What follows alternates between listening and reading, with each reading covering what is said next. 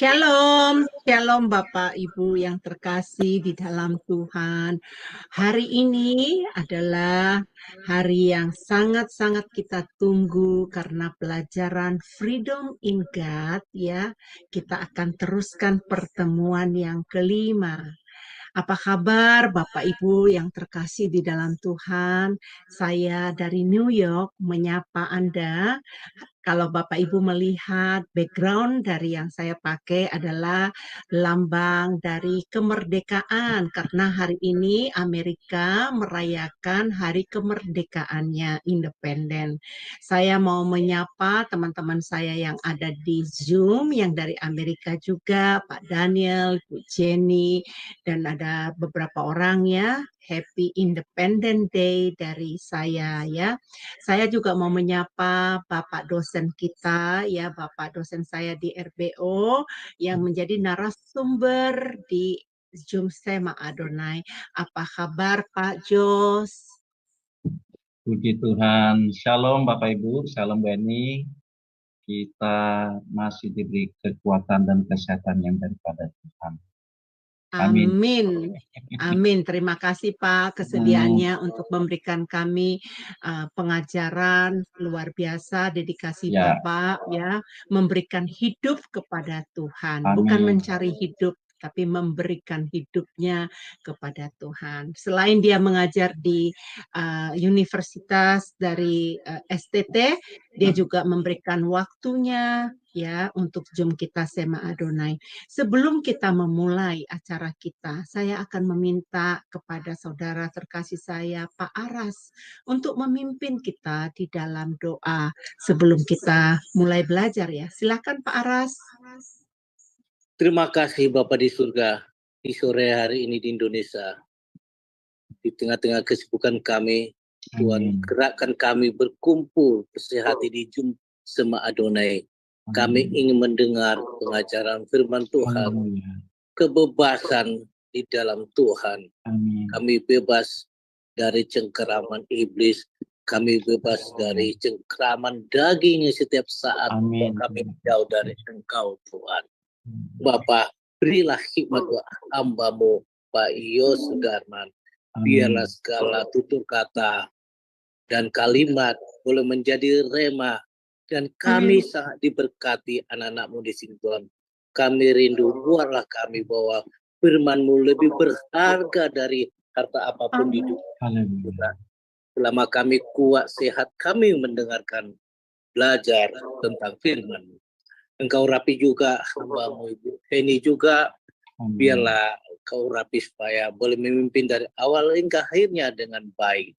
Dan juga hamba-Mu mengontrol IT juga, Engkau jaga mereka. Kuasalah ruang ini dengan Roh-Mu yang kudus. Segala kuasa kegelapan yang mengganggu, mengalihkan perhatian kami ataupun mencuri firman-Mu, kami ikat di dalam nama Tuhan Yesus. Terima kasih Bapak. Kami siap, roh kami semua untuk mendengar firman-Mu. Di dalam nama Tuhan Yesus kami berdoa dan syukur. Amin. Amin, amin. Terima kasih Pak Aras ya atas kesediaannya untuk memimpin doa. Baik, saya akan meminta kepada operator kami untuk menampilkan profil dari Pak Jos Sudarman. Dipersilakan.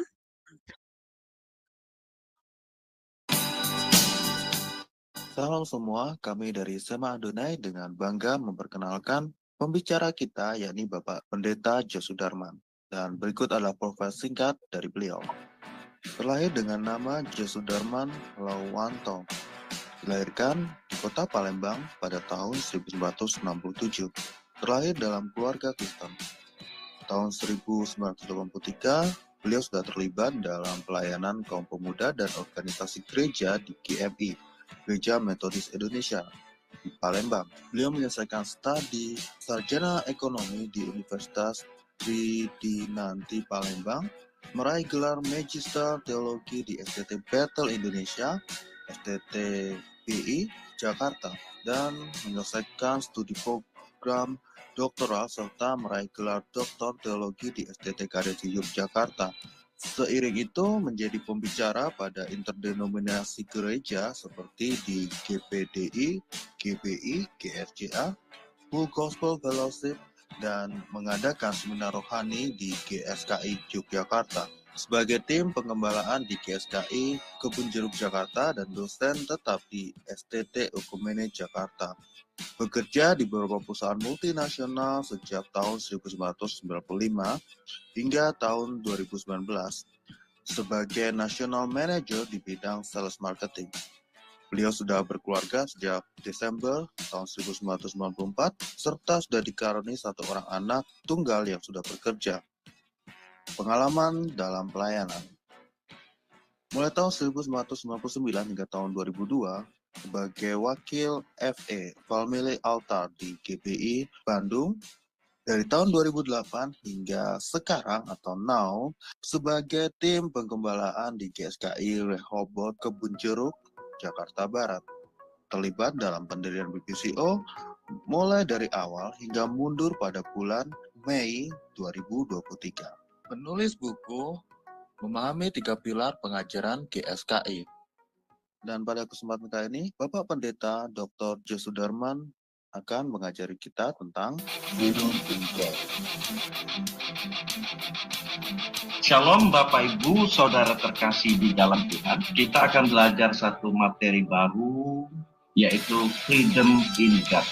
Artinya kebebasan dalam Tuhan. Tentu bebas di dalam Tuhan ini tidak berdasarkan premis atau pengertian dasar kita sebagai manusia, ini tentu berdasarkan Tuhan, dari kacamatanya Tuhan. Nah, di sini kita akan belajar salah satu hal yang sangat penting dalam kehidupan kita sebagai manusia. Apa itu? Kita belajar satu pelajaran namanya kehendak bebas, free will. Bermacam-macam orang mendefinisikan tentang kebebasan. Hal ini tergantung dari premis dasar seseorang. Dan juga kita akan belajar tentang bagaimana sukses di dalam Tuhan. Apa itu sukses? Tentu kacamatanya, kacamata Tuhan. Lalu kita juga tidak bisa hidup tanpa Tuhan. Artinya kita sebagai manusia itu sangat tergantung dengan Tuhan. Kalau hal ini kita sadari. Lalu bagaimana kita harus hidup cukup di dalam Tuhan. Jadi poinnya Bapak Ibu, materi Freedom in God ini lebih banyak berbicara tentang karakter kita sebagai manusia yang benar-benar seperti Tuhan kehendaki, yaitu menjadi manusia Tuhan, man of God. Kiranya sekilas dari pelajaran ini dapat membuat kita antusias, memotivasi kita untuk lebih lagi mengenal kebenaran firman. Operator kami yang membantu menampilkan profil dari narasumber yang akan mengampukan hari ini materi pelajaran. Bapak Ibu penasaran nggak? Saya sudah punya istilah Bapak Ibu, bahwa saya menjadi orang Kristen hidup seperti di penjara. Saya mau tahu apakah ini yang akan diajarkan oleh Pak dosen saya. Ayo kita sama-sama fokus ya, kita mendengarkan pengajaran ini. Silakan Pak dosen, Pak Jos, silakan untuk memaparkan pelajarannya. Ya, terima kasih Bu Eni. Shalom Bapak Ibu Saudara terkasih dalam Tuhan. Kita berjumpa kembali dalam pertemuan kita di materi Freedom in God. Nah, kita ambil tema terikat dalam keterbatasan. Terikat dalam keterbatasan. Nanti saya off cam ya. Ya. Ya, kalau saya sinyalnya nggak baik. Karena kemarin saya sempat terlempar waktu saya ngajar, terlempar saya. Iya Pak, bisa dimaklumin. Cuman PPT-nya apakah bisa dibikin fokus Pak? Bisa. Sudah? Belum kelihatan, belum fokus Pak, belum. Ya sudah Pak. Terima kasih Pak. Ya, Bapak Ibu saudara kasih, sebenarnya ketika kita menjadi orang Kristen, ketika kita menjadi orang percaya kepada Tuhan Yesus, maka kehidupan kita semuanya harus disita. Kehidupan kita harus disita untuk atau bagi Tuhan. Kenapa demikian? Ya, karena kita sudah menjadi umat tebusan. Karena kita sudah ditebus oleh darah Tuhan Yesus yang sudah membayar lunas untuk dosa-dosa kita. Dengan curahan darah Tuhan Yesus yang tidak bernoda dan tidak bercela itu, maka kita sudah menjadi umat yang dibebaskan. Sehingga ada konsekuensi yang harus kita lakukan dalam hidup ini sebagai manusia yang ditebus oleh Allah. Manusia yang memperoleh kehidupan kembali. Kenapa saya sebut kita memperoleh kehidupan kembali? Ya, saat kita belum ditebus oleh Tuhan, saat kita menjadi manusia yang berdosa, yang belum ditebus oleh Tuhan, dengan keadaan seperti itu, maka kita otomatis tergelincir atau dicampakkan ke api neraka. Kenapa? Karena tidak ada keselamatan lagi, karena kita sudah menjadi manusia yang berdosa. Nah, tetapi bersyukur Allah mengaruniakan anaknya yang tunggal, yaitu Tuhan Yesus Kristus, sebagai juru selamat kita, menebus dosa-dosa kita. Sehingga kita beroleh kehidupan kembali, beroleh keselamatan yang daripada Allah. Sehingga dengan demikian kita memperoleh kehidupan yang kekal kalau kita tetap di dalam kendalinya Tuhan. Atau di awal tadi saya sampaikan bahwa kehidupan kita disita bagi Tuhan dan kerajaannya. Nah, berkaitan dengan tema ini Bapak Ibu, artinya kita ini terikat atau terkunci dalam keterbatasan kita walaupun kita memiliki kehendak bebas. Kehendak bebas. Free will yang dikaruniakan Allah kepada kita. Walaupun kita manusia yang independen, manusia yang bebas, yang mana Allah menghormati kebebasan yang sudah diberikannya kepada kita sebagai manusia. Nah, tentu dalam hal ini kita harus sadar sesadar-sadarnya. Kita ini adalah umat tebusan yang mana sesungguhnya kita sudah menjadi milik Tuhan. Sekalipun kita memiliki kehendak bebas atau independensi setiap diri kita. Allah tidak mengintervensi. Allah tidak, dalam tanda petik, walaupun Allah itu berdaulat, tapi dia tidak mau melanggar apa yang sudah diberikannya kepada kita. Nah, Bapak Ibu Saudara kasih, kalau kita sadar bahwa kita ini terikat dalam keterbatasan atau terkunci dalam keterbatasan, sesungguhnya ini untuk kepentingan kita. Sesungguhnya ini untuk diri kita sendiri, tidak ada kepentingan sama sekali. Karena yang akan menikmati itu diri kita sendiri, karena kita akan sampai ke rumah Bapa di surga kalau kita terikat dalam keterbatasan atau tadi disampaikan oleh Jenny, kita ini terpenjara oleh Allah atau di dalam Allah. Oke, kita mulai Bapak Ibu. Jadi Bapak Ibu, sesungguhnya Allah mengunci atau mengikat manusia dengan atau dalam keterbatasan itu dengan tujuan adalah agar manusia bergantung kepada Allah. Ini dicatat. Jadi sebenarnya kita ini bersyukur loh. Dengan keterbatasan-keterbatasan yang ada pada kita, kita makhluk yang terbatas. Sebenarnya itu untuk kita, di mana kita sebagai manusia, sebagai makhluk ciptaannya, bergantung sepenuhnya kepada Allah. Yaitu dengan cara menaruh keadaan manusia yang unik dan istimewa dalam diri kita. Sudah pasti ya Bapak Ibu, kita memiliki keunikan dan keistimewaan masing-masing individu. Masing-masing diri kita memiliki keadaan yang unik dan istimewa di mata Tuhan. Jadi luar biasa Bapak Ibu.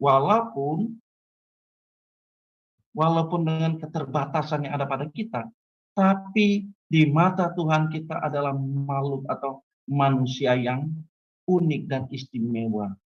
Sehingga kita harus menemukan apa yang menjadi rencana Tuhan dalam hidup kita. Nah, kita bergumul Bapak Ibu.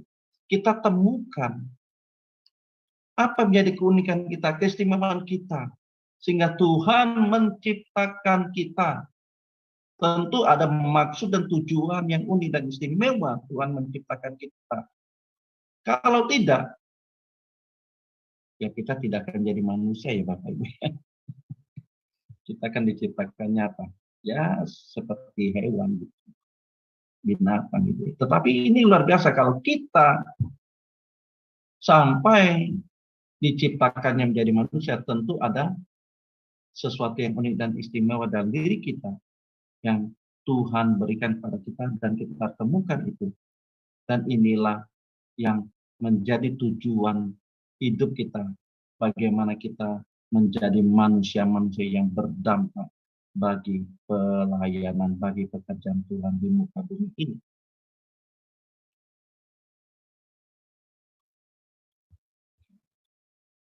Nah, keadaan unik itu, Bapak Ibu, hanya ada pada manusia. Dan tidak ada pada makhluk lain. Yaitu keadaan unik itu adalah ada rongga kosong. Ada rongga kosong di dalam diri kita yang tidak bisa diisi oleh apapun dan siapapun selain oleh Allah sendiri. Tentu Bapak Ibu punya pengalaman secara personal ya. Kok hati saya kosong gitu ya, pernah ya mungkin ya. Kok jiwa saya kosong gitu ya. Kok hidup saya kosong gitu ya. Nah itu artinya Bapak Ibu, ada kekosongan dalam rongga kita yang hanya bisa diisi oleh Tuhan saja. Kalau diisi hal yang lain itu bersifat sementara. Bersifat sementara, tidak kekal. Dan untuk itulah rongga kosong itu hanya bisa diisi oleh Tuhan saja. Supaya kita mengalami kehausan akan Tuhan. Kita baca Yohanes 4 ayat 13 sampai 14. Ya, saya akan membacakan Yohanes 4 ayat 13 sampai 14 yang berbunyi demikian ya. Bapak Ibu cukup mendengarkan, simak dengan baik-baik karena hari ini adalah pelajaran yang sangat penting untuk menentukan kehidupan kita ya. Ayat 13 berbunyi demikian. Jawab Yesus kepadanya, barang siapa minum air ini, ia akan haus lagi. Ayat 14, tetapi barang siapa minum air yang akan kuberikan kepadanya, ia tidak akan haus untuk selama-lamanya. Sebaliknya, air yang akan kuberikan kepadanya akan menjadi mata air di dalam dirinya yang terus-menerus memancar sampai kepada hidup yang kekal. Amin. Terima kasih Bu Eni. Jadi Bapak Ibu, kita harus memiliki kehausan akan Tuhan. Sehingga air yang tadi dikatakan dalam ayat apa? Ayat yang ke-14, Sebaliknya air yang akan diberikan Tuhan kepada kita akan menjadi sumber mata air. Akan menjadi sumber mata air yang mengalir terus-menerus dalam kehidupan kita sampai kepada kehidupan yang kekal. Nah, Bapak Ibu saudara kasih, malam ini kita pertanyakan, masihkah kita memiliki atau merasa haus akan Tuhan? Masihkah kita merindukan sumber mata air itu yang terus-menerus memancar, mengalir dalam kehidupan kita sampai kehidupan yang kekal? Masihkah kita memiliki kehausan, rindu berjumpa dengan Tuhan, rindu bertemu dengan kita lewat hubungan intim kita dengan Tuhan, lewat kita membaca kebenaran firman Tuhan, lewat kita mendengarkan renungan-renungan firman Tuhan.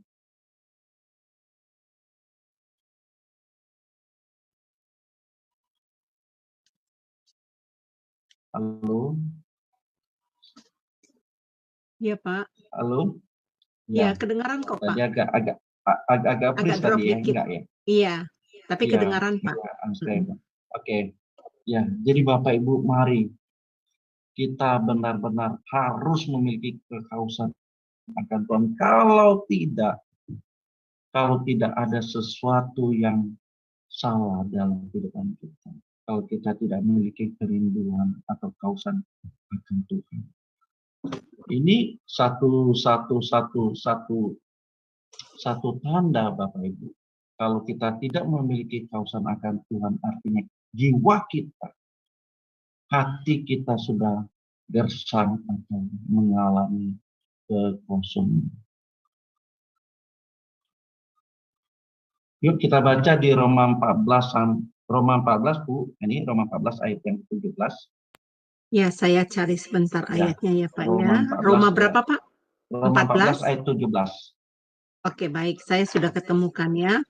Sebab kerajaan Allah bukanlah soal makanan dan minuman, tetapi soal kebenaran, damai sejahtera, dan sukacita oleh Roh Kudus. Amin. Jadi Bapak Ibu, kalau berbicara tentang surga kerajaan Allah, itu bukan lagi berbicara tentang perkara-perkara jasmani. Perkara-perkara soal makan minum yang hanya dicari oleh orang-orang yang tidak mengenal Tuhan.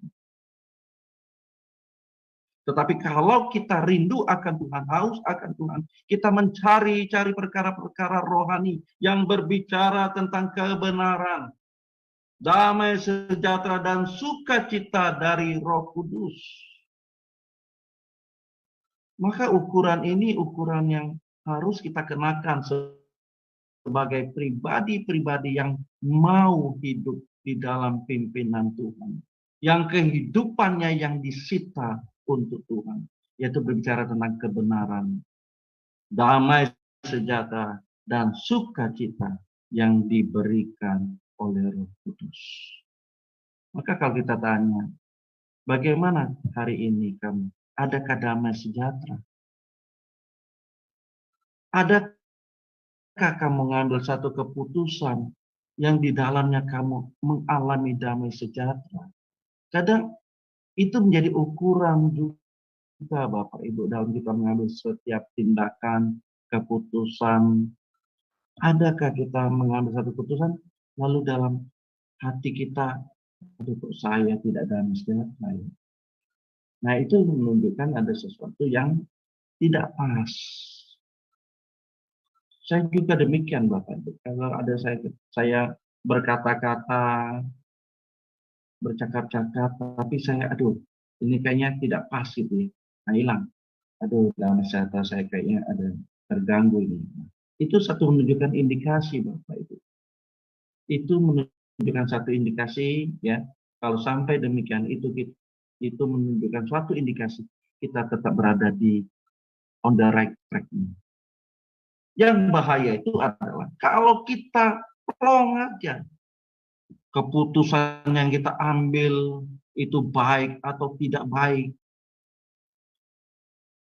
itu benar atau tidak benar, plong saja. Wah, ini bahaya. Tidak ada tanda seperti itu alert atau memberi radar bagi kita ya, mengingatkan kita gitu.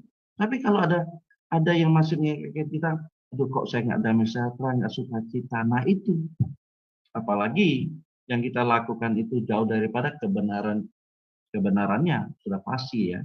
Bapak Ibu, itu menandakan kita jauh daripada Tuhan. Jiwa kita kosong. Kita tidak merindukan Tuhan. Oke. Nah, Bapak Ibu, umat Perjanjian Lama sudah merasakan kehausan ini loh. Ini ayat yang terkenal, tapi nggak apa-apa kita baca ya. Di Mazmur 42 ayat 2-3, nanti lanjut Mazmur 73 ayat 25-26. Silakan Bu Eni.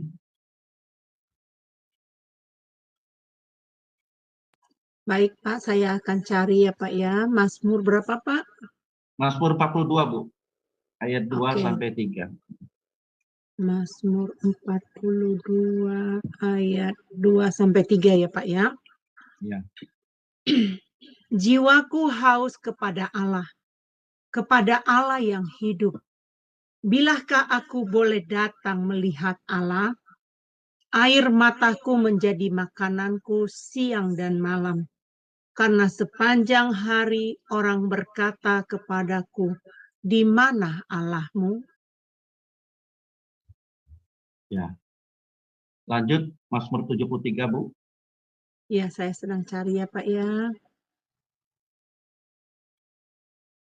Ayat 25-26 yang berbunyi demikian. Siapa gerangan ada padaku di sorga selain Engkau? Selain Engkau tidak ada yang kuingini di bumi. Sekalipun dagingku dan hatiku habis lenyap, gunung batuku dan bagianku, tetaplah Allah selama-lamanya. Amin. Amin. Umat Perjanjian Lama, pemazmur saja sudah merasakan kehausan ini, kerinduan ini. Dikatakan jiwaku haus kepada Allah yang hidup. Pemazmur sudah merasakan kehausan, jiwanya haus akan Allah. Begitu juga di Mazmur 73 ayat 25. Siapa gerangan yang ada padaku selain Engkau ya Allah ya Tuhan. Selain Engkau tidak ada yang kuingini di bumi ini. Wah, ini kan satu lagu pujian. Selain Engkau tidak ada yang kuingini di bumi ini. Sekalipun dagingku dan hatiku habis lenyap, gunung batuku dan bagianku tetaplah Allah selama-lamanya. Inilah kehausan akan Tuhan. Jadi Bapak Ibu saudara kasih, manusia bisa tidak dibatasi dalam hal nalar atau rasionya. Bisa menciptakan segala sesuatu. Tentu dalam hal ini tidak dapat menyamai Tuhan. Nah, tapi Bapak Ibu, kita melihat bagaimana satu sosok Bapak Ibu yang di Amerika tentu kenal dengan Elon Musk, ya, Elon Musk, yang bagaimana dia mempunyai satu perusahaan bisnisnya ingin membangun peradaban di planet Mars. SpaceX nama bisnisnya. Begitu luar biasa karyanya. Tentu apapun yang dimiliki oleh Elon Musk ini dengan kejeniusannya, dengan kehebatannya, kepintarannya, tentu dia tidak dapat menyamai Tuhan. Karena manusia tetap harus dibatasi. Kalau tidak dibatasi, waduh Bapak Ibu, bisa-bisa manusia memiliki kesombongan. dengan keterbatasan saja memiliki sikap yang sombong, apalagi tidak dibatasi. Jadi yang membatasi manusia ini, Bapak Ibu, adalah hausnya akan Tuhan. Kehausan akan Tuhan. Jiwanya haus akan Tuhan. Sehingga dia merasa teduh, merasa cukup di dalam Tuhan dengan memiliki kehausan akan Tuhan. Sehingga ambisi-ambisinya, keinginan-keinginan pribadinya yang tentu tidak sesuai dengan kehendak semakin redup, semakin berkurang. Sehingga Tuhan semakin besar dalam hidupnya. Sehingga dapat berkata, hidupku bukan aku lagi, melainkan Kristus yang hidup di dalamku. Nah, Bapak Ibu saudara kasih, memang dalam hal ini kita harus belajar. Belajar apa? Tidak lagi terikat dengan keinginan-keinginan kita. Kita harus terpenjara di dalam kehendak Tuhan saja. Kita harus terpenjara dalam kehendak Tuhan saja. Kalau tidak, Bapak Ibu, maka kita pasti akan menjadi manusia-manusia yang tidak bisa dididik oleh Tuhan, tidak bisa diajar oleh Tuhan. Kenapa? Karena kita lebih mengutamakan kehendak-kehendak pribadi kita, hawa nafsu pribadi kita, keinginan pribadi kita yang jelas bertentangan dengan keinginan Tuhan.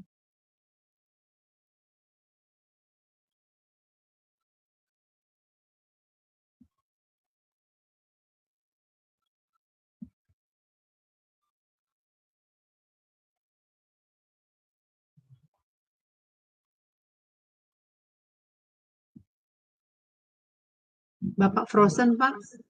Ya, oh ya, oke. Jadi Bapak Ibu, idealnya kita manusia adalah bagian dari hidup Allah yang idealnya manusia adalah bagian dari hidup Allah yang adalah Bapaknya.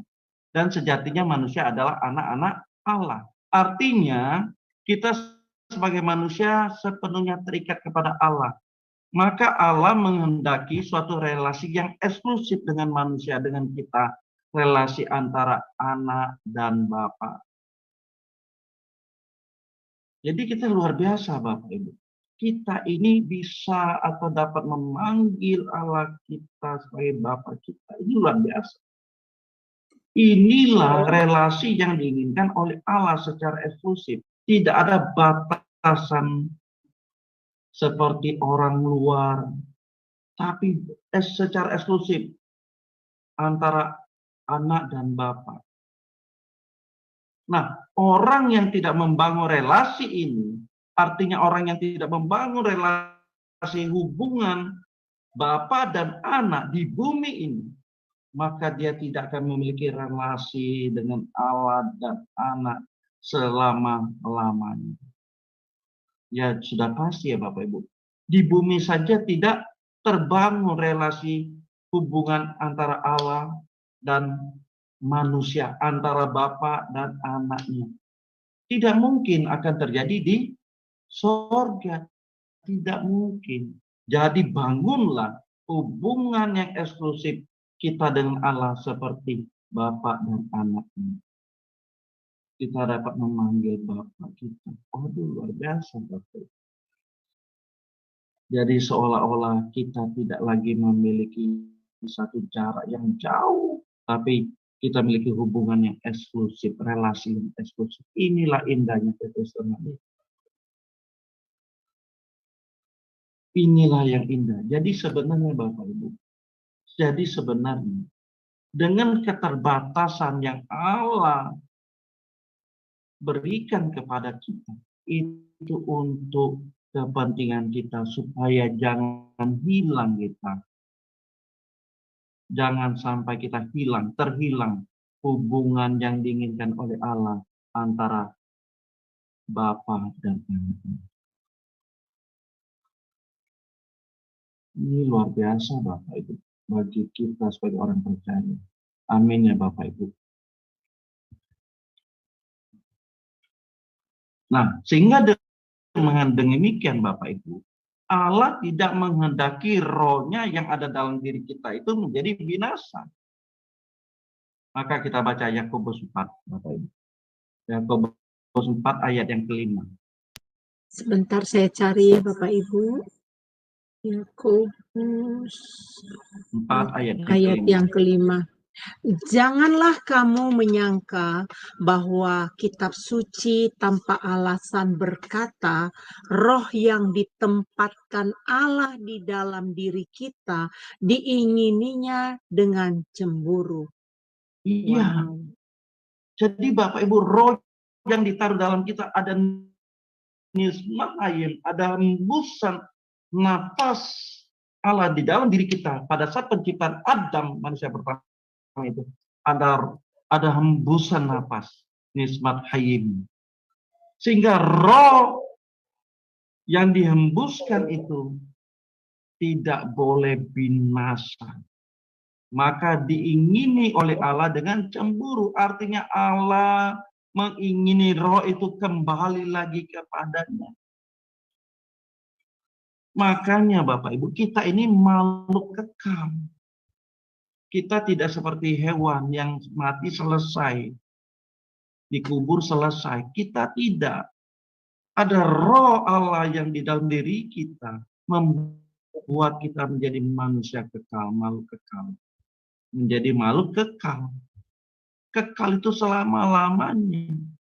Dan apa yang diinginkan oleh Allah, itu roh itu balik lagi, kembali lagi kepadanya, diingininya dengan cemburu. Gimana sih Bapak Ibu kalau cemburu itu? Kalau kita punya pasangan, gimana sih? Kalau kita cemburu itu artinya dia tidak mau lepas, dia itu tidak boleh terlepas dari kita. Betul nggak? Kita cemburu loh. Oh, kalau kamu melirik yang lain, saya marah loh. Kamu itu milik saya, tidak boleh dimiliki oleh orang lain. Nah, demikian juga Allah itu mau roh kita itu kembali lagi kepadanya, tidak boleh dimiliki oleh siapapun. Demikian cemburunya. Dan hal ini apakah kita merasakan juga, Bapak? Artinya roh yang ada di dalam diri kita, roh yang ditaruh Allah di dalam diri kita, kita harus jaga itu. Agar roh yang ada di dalam diri kita masing-masing kembali kepada Bapa di surga. Sehingga kita malam. Tadi Yakobus 4 ayat yang kelima. Sekarang kita baca Bu, Yakobus 4 dari ayat yang pertama sampai yang keempat. Ya, baik, saya baca ya. Dari manakah datangnya sengketa dan pertengkaran di antara kamu? Bukankah datangnya dari hawa nafsumu yang saling berjuang di dalam tubuhmu? Kamu mengingini sesuatu, tetapi kamu tidak memperolehnya. Lalu kamu membunuh, kamu iri hati, tetapi kamu tidak mencapai tujuanmu. Lalu kamu bertengkar dan kamu berkelahi.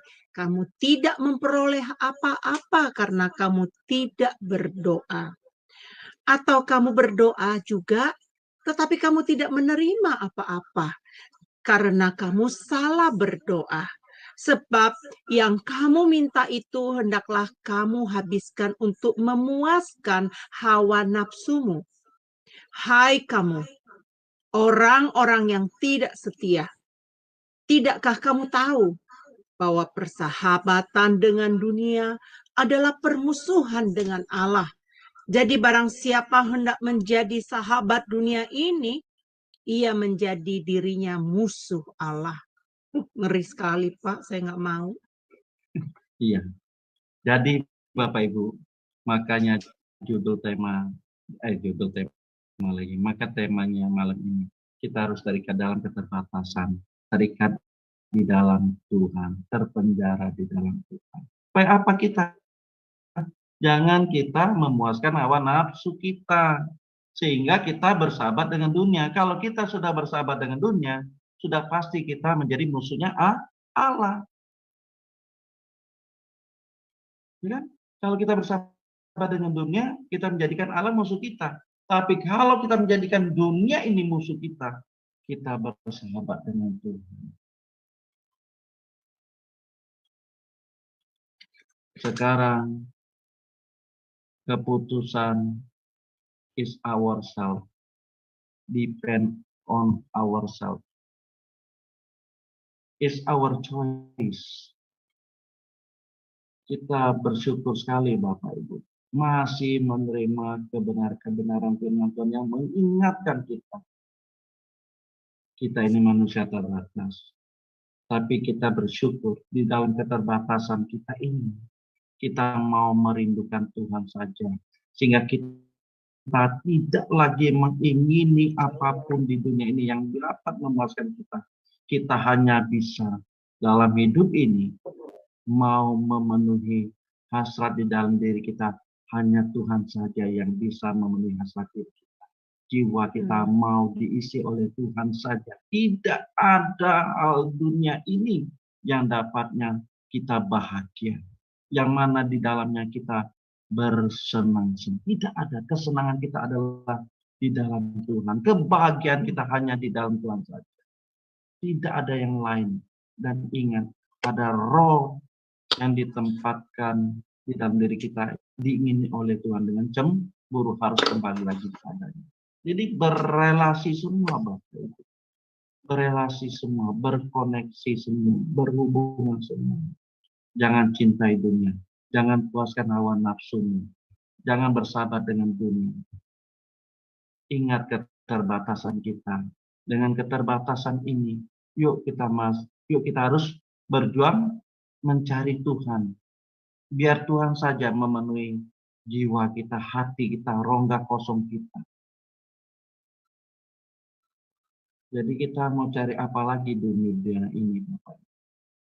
Di tengah-tengah kesibukan kita, di tengah-tengah kita mengurus bisnis kita, pekerjaan kita, keluarga kita mau diri kita rongga kosong ini hanya dipuaskan, hanya diisi oleh Tuhan saja.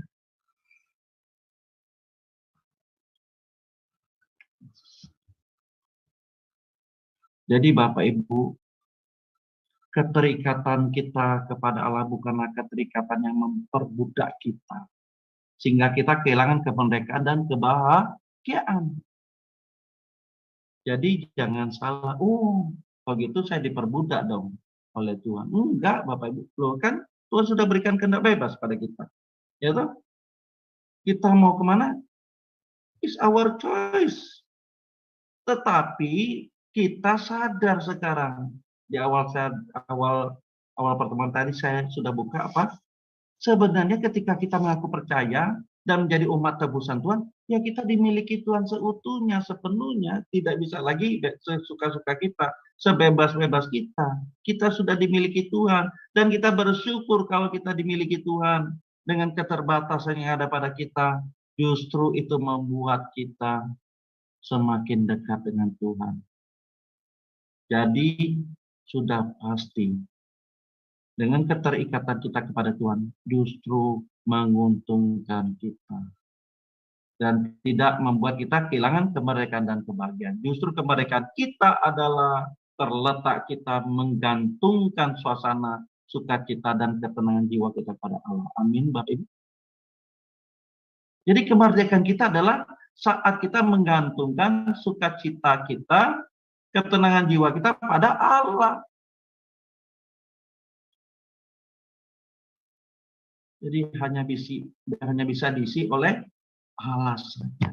Orang yang tidak membutuhkan Tuhan karena mereka sudah menciptakan sendiri rongga kosong yang mereka harus isi.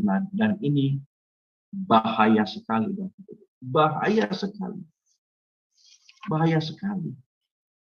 Kenapa? Dia sudah menganggap dirinya sendiri sebagai Tuhan. Dan bertindak sesuka-sukanya. Ini bahaya sekali Bapak Ibu. Dan orang seperti ini Bapak Ibu, yang sudah menciptakan sendiri rongga kosong yang harus mereka isi, tentu dengan barang-barang yang fana, dengan barang-barang yang bersifat sementara. Orang yang seperti ini sudah pasti dia tidak akan memperoleh Kristus, apalagi dimiliki oleh Tuhan. Tidak mungkin dimiliki oleh Tuhan. Kenapa? Karena dia sudah memiliki rongga kosongnya sendiri. Dia sudah memiliki apa yang harus diisi di dalam rongga kosongnya. Bapak Ibu sampai di sini menangkap nggak ya apa yang saya sampaikan ini? Kira-kira menangkap ya Bu Eni ya? Iya, sangat jelas sih Pak. Bapak menjelaskannya secara terperinci, secara detail ya. Oke. Nah, Bapak Ibu, kalau dalam diri kita ada rongga kosong tanpa Tuhan, maka sudah pasti keinginan dunia yang mengisi. Keinginan daging kita, keinginan jasmani, percintaan dunia yang mengisi rongga kosong kita. Dan ini akhirnya adalah membawa kita kepada kebinasaan kekal. Kebinasaan kekal, tapi sebaliknya.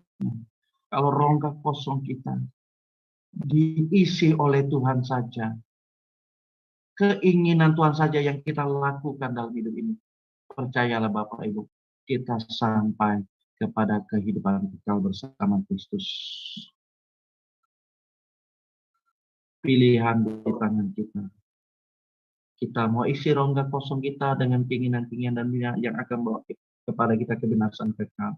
Tetapi kalau rongga kosong kita, jiwa kita diisi oleh Tuhan saja, kita melakukan kehendak Tuhan dalam hidup ini.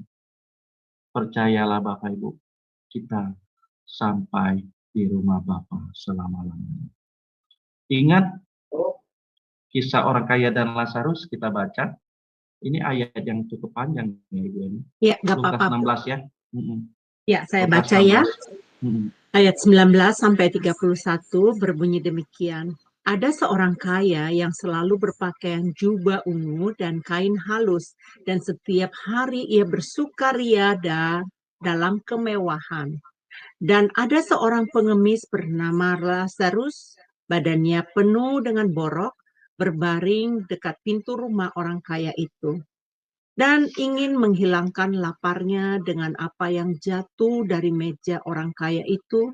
Malahan anjing-anjing datang dan menjilat boroknya.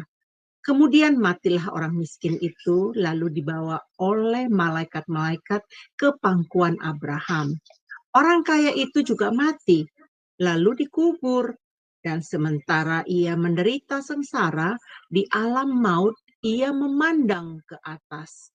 Dan dari jauh dilihatnya Abraham dan Lazarus duduk di pangkuannya. Lalu ia berseru katanya, "Bapak Abraham, kasihanilah aku. Suruhlah Lazarus supaya ia mencelupkan ujung jarinya ke dalam air dan menyejukkan lidahku, sebab aku sangat kesakitan dalam nyala api ini."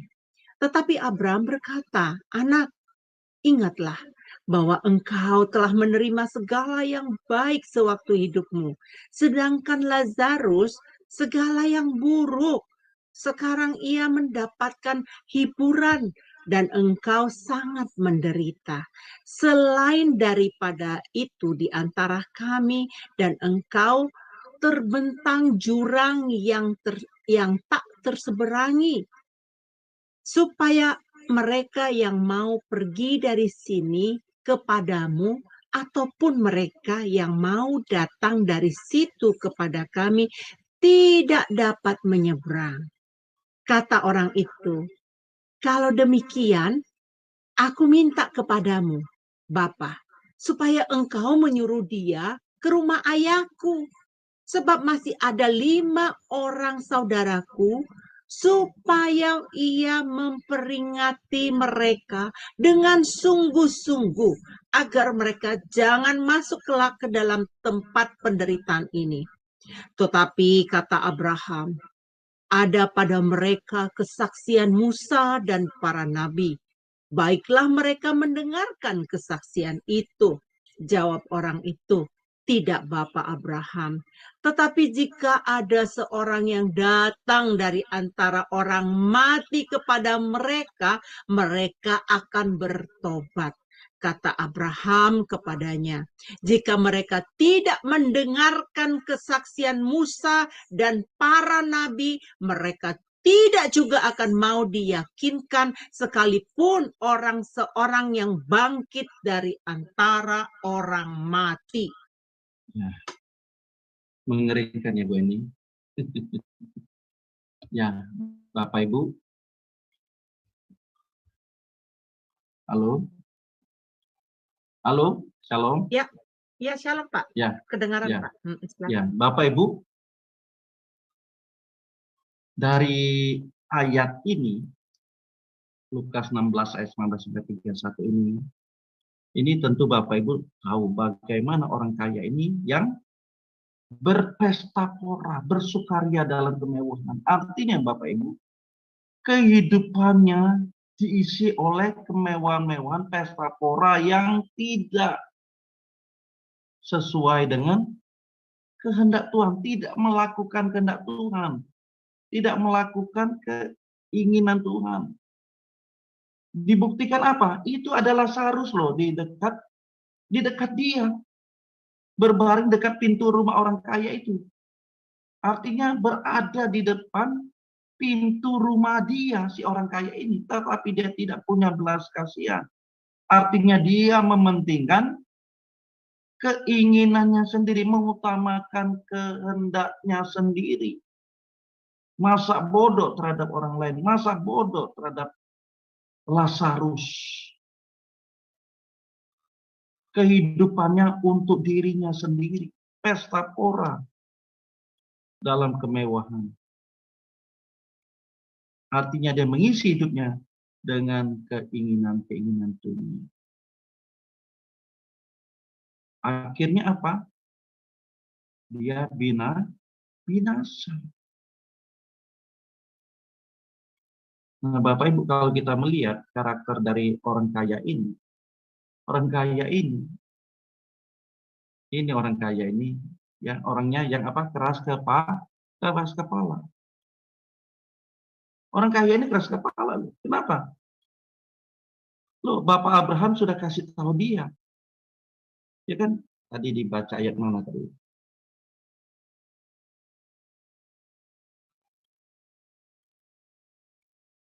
Ayat apa?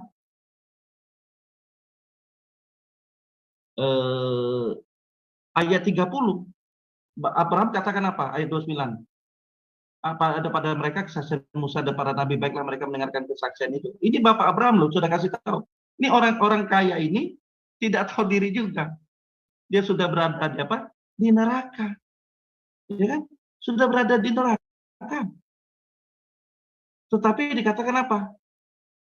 Tidak, Bapak Abraham masih ngebantah, masih melawan apa yang disampaikan oleh Bapak Abraham.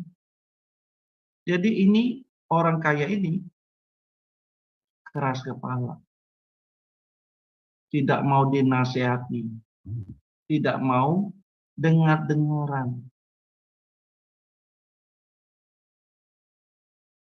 Nah, Bapak Ibu, kita belajar di sini, kita jangan menjadi orang yang tidak memiliki belas kasihan.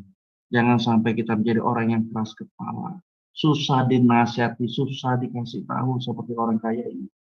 Dia tidak tahu dia berada di posisi mana, tapi dia masih berbantah-bantah dengan Bapak Abraham. Jangan sampai kita di situ, Bapak Ibu. Kita sudah dikasih tahu kebenaran. Kita sudah diberitakan Injil kebenaran. Tapi kita tidak mau melakukannya. Ingat, ada penghakiman. Ada penghakiman.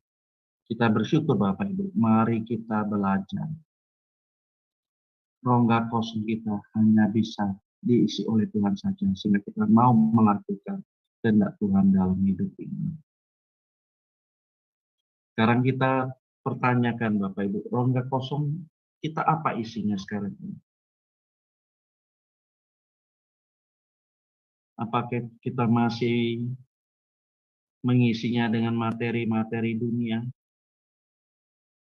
kehormatan manusia, kenyamanan hidup, apapun itu. Kita dipuaskan kalau kita memiliki satu brand tertentu. Kalau kita sudah memiliki brand tertentu itu kita merasa sudah puas, sudah maknus, sudah lengkap rasanya. Apakah itu yang mengisi rongga kosong kita, yang mengisi jiwa kita? Atau kita sudah diisi oleh Tuhan? It's our choice, Bapak Ibu. Tapi ingat, Tuhan menginginkan roh yang ada pada diri kita kembali lagi kepadanya. Ingat orang kaya yang binasa jiwanya demi memuaskan hasrat jiwanya dengan hartanya. Ini tidak usah kita baca ya. Bapak Ibu sudah pasti tahu nih Lukas 12 ayat 16-21 ya. Tapi kita mau berjuang ya Bapak Ibu. Kita mau rongga kosong kita hanya diisi oleh Tuhan saja. Sehingga akhir hidup kita sampai ke rumah Bapa di sini. Bapak Ibu saudara kasih, kehidupan kita yang tertawan oleh keinginan dunia dalam waktu yang lama akan membuat seseorang sampai pada titik tidak balik. Kehidupan kita yang tertawan oleh keinginan dunia dalam waktu yang lama akan membuat kita tidak sampai pada point of no return, tidak titik balik. Artinya tidak balik kepada Tuhan. Kalau kita mencintai dunia ini dengan waktu yang lama, karena sulit sekali Bapak Ibu, karena kita sudah terlalu terpikat oleh dunia ini. Sehingga point of no return, titik tidak balik lagi pada Tuhan, itu tidak ada dalam hidup kita. Tapi sebaliknya, kalau kita memiliki Tuhan, kita menjadi orang yang bertumbuh dalam iman. Kita memiliki kehausan akan Tuhan.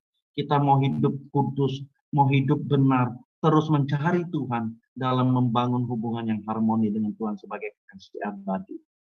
Kita mau titik balik kita kepada Tuhan. Kita mau point of no return, cukup kepada dunia ini. Kita mau balik kepada Tuhan. Kita mau balik selama-lamanya kepada Tuhan. Sehingga kita memiliki kehausan kepada Tuhan sepanjang hidup kita di bumi ini. Jadi Bapak Ibu, kita mau point of no return terhadap siapa? Kepada apa? Lebih baik kita titik balik kita kepada Tuhan. Kita mau balik kepada Tuhan mulai saat ini, selama-lamanya. Sampai kita menutup mata di bumi ini dan ketemu Tuhan di keabadian. Bapak Ibu saudara kasih, orang Kristen tanpa disadari hakikatnya mereka sudah terpenjara dalam percintaan dunia. Tentu Bapak Ibu dari awal kita sudah memiliki apa? Sifat-sifat duniawi. Karena kita ada pengaruh lingkungan, ada pengaruh dari orang tua kita, opa kita, opung kita, dan sebagainya. Yang mengarahkan kita untuk mengasihi dunia ini. Tetapi kita berjuang dengan kebenaran-kebenaran yang kita dengar, dengan kita pelajari dan kita bertumbuh iman kita. Kita mau apa? Terpenjara di dalam Kristus. Kita tidak mau terpenjara dalam dunia ini. Yang hanya menikmati dunia dan ujungnya akan mengalami kebinasaan di api kekal. Kita mau terpenjara dalam Kristus, yaitu kita mematikan kenikmatan dunia. Kita mematikan keinginan-keinginan daging kita, dan ujungnya kita mengalami kehidupan di surga yang kekal bersama Kristus.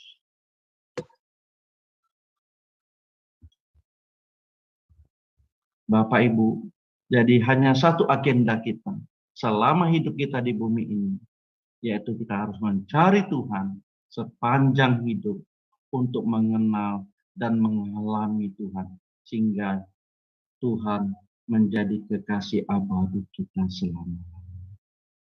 Berjuang terus Bapak Ibu, Di dalam keterbatasan kita bersyukur karena Tuhan tidak pernah meninggalkan kita. Kitalah yang sering meninggalkan Tuhan. Tetapi lewat pelajaran malam ini, yuk kita kembali kepada Tuhan. Poinnya, malam ini kita harus mencari Tuhan, mengenal Tuhan, mengalami Tuhan. Sehingga Tuhan menjadi kekasih abadi kita. Percayalah, kalau Tuhan menjadi kekasih abadi kita di bumi ini, sampai selama-lamanya Tuhan akan menjadi kekasih abadi kita. Sampai selama-lamanya. Inilah kehidupan yang disita bagi Tuhan. Kita terikat dalam keterbatasan, di mana dalam keterbatasan itu kita mau diisi oleh Tuhan saja. Sehingga kita benar-benar menjadi umatnya, menjadi kekasih abadinya.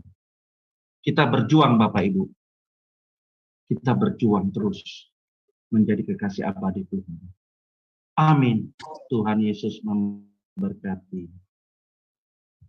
Wow, luar biasa Pak. Pelajaran hari ini sangat-sangat memberkati kami semua. Karena pelajaran ini adalah menentukan kepada kehidupan kekal. Baik Bapak Ibu, sebelum kita ada ruang tanya jawab ya, saya akan mengumumkan sesuatu. Oh, ini masih ada lagi Pak? Enggak, sudah Bu. Bentar, sudah saya mau selesai, lagi ya? stop share-nya. Ya, Oke, baik. Bapak Ibu nanti diajak bersama-sama untuk ini ya, untuk ikut ruang tanya jawab ya, berdiskusi. Mungkin ada yang Bapak Ibu ingin tanyakan ya, jangan malu-malu karena ini adalah pelajaran yang sangat penting buat kita semua. Bapak Ibu izinkan saya dulu untuk menayangkan tanya jawab ini pada pembicara kita hari ini, narasumber kita. Ya, Pak Jos, ternyata saya ditambahkan pengetahuan baru dari pelajaran hari ini. Saya sangat bersyukur dan berterima kasih karena pelajaran yang pernah saya terima dulu itu ditambahkan, diperkaya dengan pengajaran Pak Jos. Tapi sebelum itu saya mau izinkan dulu untuk Ibu Liv Aling untuk bertanya. Dipersilakan, Bu. Sis Aling, ya, silakan. Shalom, ya, terima kasih Bu Heni. Shalom, selamat malam Pak Jos. Selamat malam Ibu Wiling. Ya, Pak, saya mau bertanya. Kan tadi kan Bapak ada menjabarkan bahwa semua manusia itu sebenarnya ada rongga kosongnya di dalam hati mereka. Tapi ada manusia yang mengisi rongga kosongnya itu dengan hal-hal duniawi. Yang saya mau tanyakan Pak, tadi kan dikatakan bahwa manusia itu tidak bisa hidup tanpa Tuhan. Jadi rongga kosong itu harus diisi oleh Tuhan. Tapi manusia itu mengisi rongga kosongnya dengan hal-hal duniawi, keduniawian. Nah, sebenarnya kalau manusia yang seperti itu, sebenarnya ketika perasaan dia diisi oleh hal-hal yang duniawi, bukan jadi tidak membutuhkan Tuhan. Sebenarnya dia tetap hampa nggak sih Pak perasaannya itu? Iya. Rongga kosongnya itu karena tidak diisi oleh Tuhan. Ya, terima kasih Pak. Itu pertanyaan saya. Ya, terima kasih Bu Wiling. Kalau kita tadi baca di Lukas 16 tadi, 19:31, kadang mereka tidak sadar Bu. Tidak sadar apa? Karena mereka sudah dicengkeram oleh keinginan-keinginan duniawi itu. Sampai mereka tidak lagi membutuhkan Tuhan. Nah, ini sudah tingkat yang parah sekali. Yang tadi saya katakan kalau mereka sudah terikat dengan waktu yang lama untuk balik lagi, untuk point of no return kepada Tuhan itu tidak ada lagi, Bu. Sehingga kehampaan yang mereka miliki, kehampaan mereka tidak tidak bersama dengan Tuhan itu, mereka sudah tidak berasa lagi. Karena mereka sudah merasa nyaman dengan kehidupan duniawi yang mereka sudah lakukan bertahun-tahun, berpuluh-puluh tahun, belasan-belasan tahun, Bu. Lagi kehampaan yang mereka rasakan untuk harusnya itu diisi oleh Tuhan, mereka tidak miliki, Bu. Tidak lagi merasakan hal itu karena mereka sudah tenggelam di dalam duniawinya, tenggelam di dalam keduniawian mereka, sehingga mereka tidak membutuhkan Tuhan. Kadang ada kan Bu, kita menemukan seperti itu ya. Sampai mereka bilang, saya tidak butuh Tuhan kok. Kenapa? Saya sudah punya semuanya. Kebahagiaan saya ada pada harta saya. Di Lukas yang kita tadi sebenarnya kalau kita mau baca bisa, tapi saya nggak usah baca Lukas 12 itu. Yang mana jiwanya dipuaskan oleh lumbung-lumbung kekayaan materi sampai dia tidak merasa membutuhkan Tuhan lagi, Bu. Dan ini tingkat parah, Bu, sudah tingkat parah sekali. Sampai akhirnya mereka binasa dengan keduniawian mereka. Dan ini sungguh-sungguh fatal sekali kehidupan seperti ini. Nah, tapi kita bersyukur, Bu, kalau kita mendengar masih tersentuh, masih aduh kok saya demikian ya, mau berubah. Nah, itulah, Bu, kita mengalami titik balik kita kepada Tuhan. Artinya ada Roh Kudus yang menyentuh kita dan kita responi itu. Oh ya, ini saya salah ya. Nah, itu titik balik kita kepada Tuhan, Bu. Bersyukur kalau kita sampai mengalami hal itu. Jangan sampai kita kebablasan. Saya menggunakan kata kebablasan sampai kita tidak membutuhkan Tuhan lagi, Bu. Bisa, Bu, ditemukan orang itu kalau dia sudah terlalu lama sekali. Sehingga apa? Dia kalau kita kasih tahu kebenaran, dia lebih tahu, sok tahu. Keras kepala, tidak mau dinasehati, tidak mau dengar-dengaran. Kenapa? Dia merasa sudah hebat, sudah kuat gitu, Bu. Itu, Bu, feeling. Kiranya bisa menjawab ya, Bu. Ya, silakan Bu Aling kalau masih ada. Iya baik. Makasih Bu Heni. Pak, saya mau tanyakan lagi. Lalu bagaimana dengan kasus orang-orang yang orang kaya tuh, kan ada kan Pak banyak kasus artis-artis, aktor yang sudah terkenal, sudah kaya raya, sudah memiliki semuanya yang berhubungan dengan duniawi, tapi mereka bunuh diri. Nah, itu bagaimana tuh Pak? Waduh. Kalau seperti itu. Iya. Ya, itu, Bu. Itu mereka karena mereka tidak mengalami damai sejahtera yang dari Tuhan, Bu. Kan di awal saya sudah sampaikan, kalau harta duniawi ini kan bersifat sementara. Kalau mereka merasakan sukacita itu sementara saja. Setelah itu mereka akan mengalami kehampaan kan. Tapi kehampaannya itu mereka tidak berbalik kepada Tuhan. Karena mereka sudah tenggelam di dalam keduniawian mereka.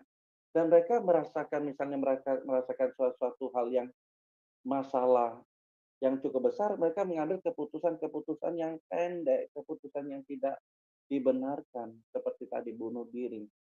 Loh. Siapa yang mengambil keputusan supaya dia bunuh diri kan?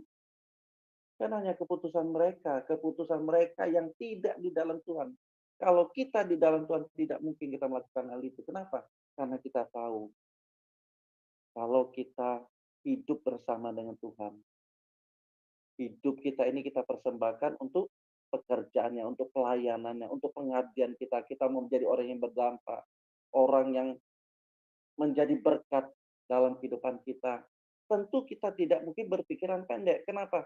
Karena Tuhan ingin kita melakukan sesuatu.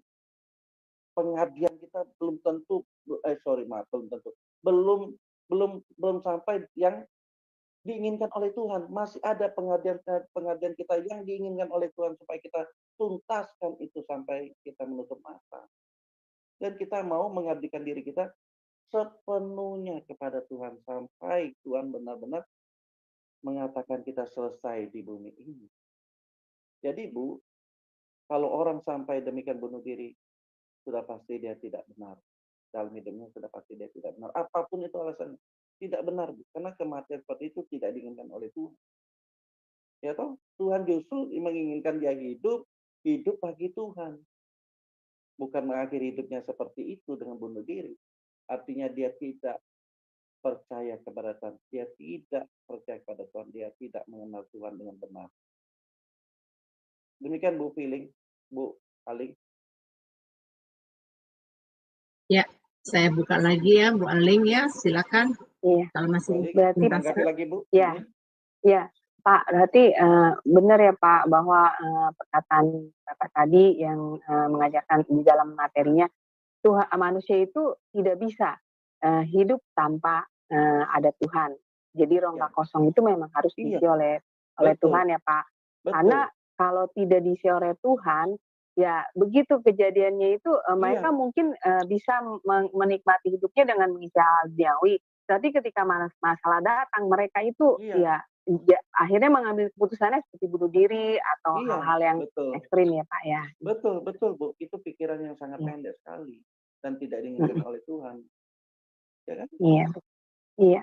Terima kasih Pak untuk penjelasannya. Sama-sama, Tuhan Bu Aling, Tuhan berkati. berkati ya Bu Aling, ya Shalom. Bu. Ya, Shalom. sama Pak. Ya, makasih Sis Aling ya. Ya luar biasa ya Pak. Hari ini saya rasa mereka akan mengerti pelajaran hari ini sangat-sangat penting. Jadi rongga yang kosong itu hanya diisi oleh kebenaran firman Tuhan saja. Tidak bisa diisi dengan yang lain. Rongga kosong itu harus kita bergaul dengan Tuhan ya. Kalau kita nggak bergaul dengan intim dengan Tuhan tadi kita hidup kita itu lepas ya. Jadi nggak Ya, bisa. Jadi kita memang harus bersatu ya Pak ya dengan ya Tuhan betul. ya. Ya, saya pernah mengalami hal itu dulu Pak. Waktu saya baru pertama datang ke Amerika, ya namanya kan saya kepingin cari teman ya, saya cari pergaulan dengan teman-teman. Saya kan ini hobi masak, Bapak kan udah tahu sendiri saya di Facebook saya kan ya, saya hobi masak. Saya suka undang teman-teman untuk datang makan, gitu.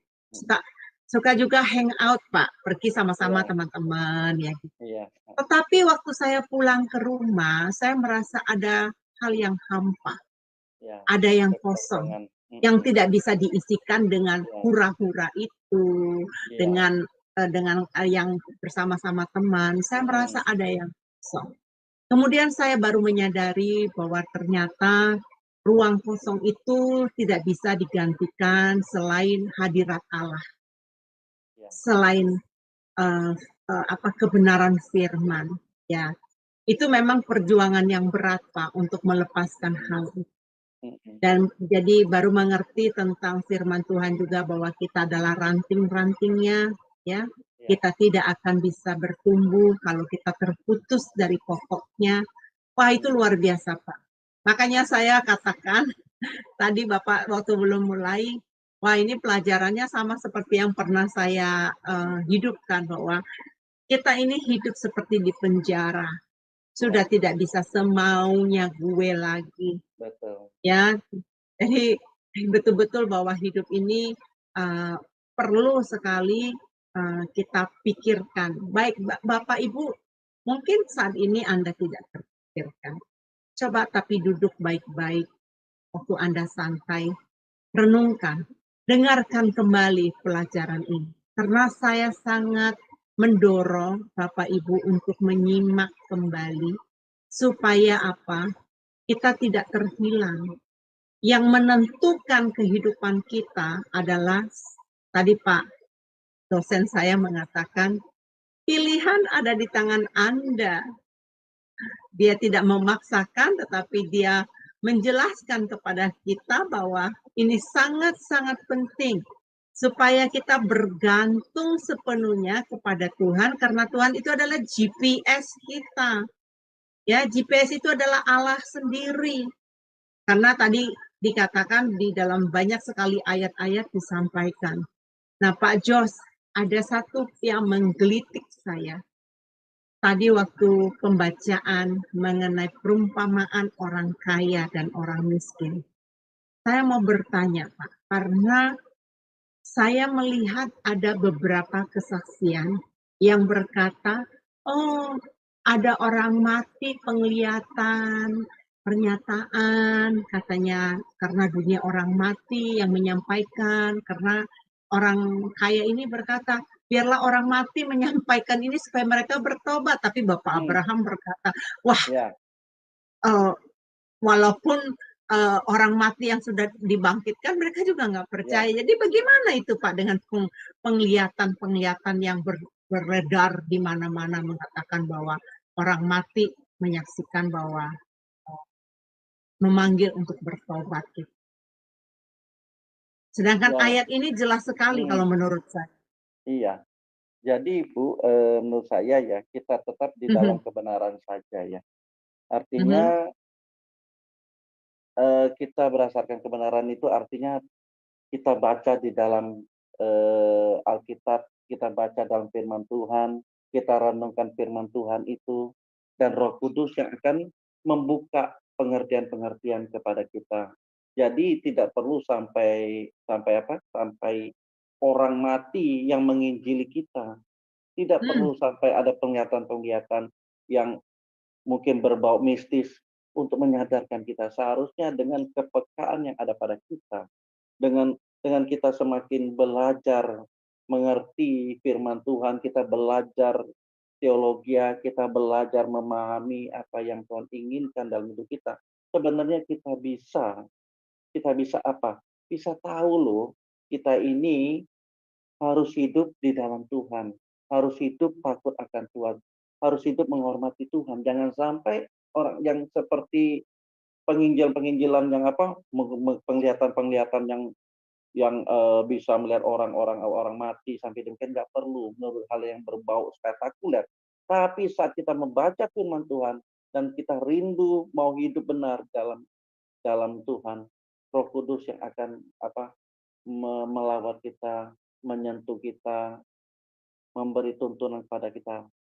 Kamu harus hidup dalam kekudusan, kamu harus hidup benar, harus hidup seturut kehendak Tuhan. Ini saja yang kita pegang, Bu. Ini saja yang kita lakukan dalam kehidupan kita, supaya kita tidak terpengaruh sesuatu yang berbau baru kita oh ini luar biasa. Enggak, tidak perlu yang spektakuler. Tapi saat kita duduk diam, kita berdoa, saat kita baca kebenaran firman Tuhan, Roh Kudus melawat kita, dan kita tetap mau taat kepada Dia. Kita lakukan itu saja, Bu. Nggak usah sampai hal-hal yang spektakuler, tapi hal yang sederhana saja, yaitu kita duduk diam dan dengar apa yang Roh Kudus sampaikan. Kita percaya saja itu, Bu. Lewat personal saja. Nggak usah yang spektakuler yang menyadarkan kita, yang menginjil kita, tapi cukup kita duduk diam di kaki Tuhan saja. Itu sih, Bu, jawaban saya. Kira-kira nyampe nggak, Bu?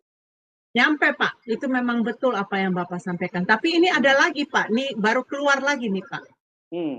Jadi tadi ini kan kita harus membaca firman Tuhan. Kita harus meyakinkan firman Tuhan. Dan di sini di ayat 31 Abraham berkata, jika mereka tidak mendengarkan kesaksian Musa dan para nabi. Nah, kesaksian Musa itu ada di mana, Pak? Kan ada di Taurat kan, Pak? Iya. Nah, tetapi sekarang saya mendengarkan begitu banyak pengajaran liberal keluar di sana, sedangkan Lukas menulis ayat ini, dia meyakinkan bahwa ada kesaksian Musa. Berarti firman Tuhan yang ada di kesaksian Musa di kitab Taurat itu bukan mitos dong, Pak. Bukan. Iya. Mana ada mitos, itu, Bu? Tidak ada mitos Alkitab. Alkitab itu adalah fakta. Firman Tuhan. Ya dan amin. Pewahyuan Tuhan. Itu aja, Bu. Nggak ada mitos-mitos, Bu. Ya, berarti melalui itu salah. Betul, berarti melalui room ini, saudara-saudara yang mendengarkan siaran kami dari Sema Adonai, hati-hati untuk memilih pengajar yang akan menyampaikan kebenaran firman Tuhan. Kenapa? Itu akan mengecohkan kita. Makanya perlu sekali kita belajar di dalam kebenaran firman Tuhan yang benar, supaya kita bisa bertumbuh dengan benar. Ya, itu salah satu trik kita untuk mengikat ya Pak ya, supaya kita jangan terlepas ya Pak ya. Jadi iya, kita harus belajar firman Tuhan yang benar ya Pak. Iya, betul. Ya, baik. Apakah Bapak Ibu masih ada yang mau bertanya lagi? Apakah sudah jelas pelajaran ini? Silakan loh Bapak Ibu. Mungkin Bapak Ibu ada yang ingin bertanya bagaimana untuk hidup di dalam keterikatan kita supaya kita tidak terlepas dengan Tuhan ya. Wah, temanya ini antik, Pak, menurut saya. Terikat dalam keterbatasan. Jadi sudah diikat, terus terbatas lagi, Pak. Betul. Betul, Iya, Bu. iya, iya. Jadi, Baik. oke, statement saya terakhir nih, Bu, ya. Iya. Jadi gini statement saya terakhir adalah, kita sebagai orang percaya harus bersedia mengikut jejaknya Tuhan Yesus. Kita orang percaya harus bersedia mengikut jejaknya Tuhan Yesus. Dengan demikian, maka kita menyerahkan hidup kita terpenjara di dalam Kristus. Dengan terpenjara di dalam Kristus, artinya kita mengandalkan Tuhan, bergantung hidup sepenuhnya kepada Tuhan saja. Dengan kehidupan bergantung dan mengandalkan Tuhan dalam hidup ini, percayalah Bapak Ibu, kita akan selama-lamanya bersama dengan Tuhan. Tidak sampai di bumi ini saja, tapi sampai di kerajaan surga. Selamat berjuang Bapak Ibu. Kita bersyukur terikat dalam keterbatasan. Artinya kita mau dipenjara di dalam Kristus. Amin. Tuhan Yesus memberkati. Amin, amin. Terima kasih Pak, pengajaran yang sangat luar biasa. Saya yang pasti akan mengulang kembali mendengarkan ini Pak, karena ini sangat penting sekali. Kalau pokoknya bagi saya sudah sejak dulu, pokoknya yang mengarahkan saya kepada kehidupan kekal, saya suka untuk mendengarkannya. Dan saya coba juga untuk menerapkan itu di dalam kehidupan saya. Karena apa? Dengan demikian saya tidak terlepas, ya, tidak terlepas dari intinya, dari Tuhan itu. Karena kadang-kadang banyak sekali anak-anak Tuhan menganggap remeh, menganggap bahwa itu nanti bisalah saya lakukan. Wah, coba Bapak Ibu, berat sekali. Dalam hal kita juga menuduh orang, ya. Dalam hal kita menjudge orang, menghakimi orang, itu nggak gampang. Kita punya batas-batas tertentu, punya aturan ya Pak Jos ya. Ya. Punya aturan sekali bahwa kita bagaimana kita melaksanakan kehidupan ini ya. Jadi dalam hal kita bersikap apapun kita dituntut ya untuk melakukan ada batas-batasnya. Jadi Bapak Ibu, hari ini pelajaran yang kelima dari Freedom in God, tema terikat dalam keterbatasan. Saya percaya Bapak Ibu akan sangat-sangat diberkati. Tolong sharekan video ini kepada teman-teman, supaya teman-teman yang lain juga sangat diberkati. Sebelum kita berpisah dari sini, saya akan minta Pak Jos untuk mau berdoa dan memberikan kita berkat ya. Dipersilakan Pak Jos. Terima kasih Bu Eni. Mari Bapak Ibu, kita akhiri pertemuan kita malam ini dengan berdoa. Terima kasih Bapak, kami bersyukur Tuhan. Kalau kami masih diberi kesempatan Tuhan untuk mendengarkan kebenaran-Mu. Memang kebenaran-Mu ini sungguh-sungguh berat untuk kami lakukan Tuhan. Tetapi tidak ada opsi lain Tuhan. Inilah yang kami harus lakukan dalam hidup kami, dalam sisa hidup kami Tuhan. Bagaimana kami sungguh-sungguh mau terpenjara di dalam Engkau Tuhan. Sungguh-sungguh mau mengandalkan Engkau dan bergantung kepada Engkau saja dalam hidup ini Tuhan. Karena kami tahu di luar dari itu Tuhan akan membawa kami kepada kebinasaan kekal. Akan membawa kami kepada kematian kekal selama-lamanya. Tapi kalau kami mendengarkan kebenaran-Mu dan mau melakukannya Tuhan, kami mau Tuhan melakukannya, kami mau melakukannya Tuhan. Karena kami tahu Tuhan, kami ini adalah manusia yang terbatas. Tetapi di dalam diri kami ada Roh-Mu Tuhan, sehingga kami adalah makhluk yang kekal. Kami tidak mau hidup kami ini sia-sia Tuhan.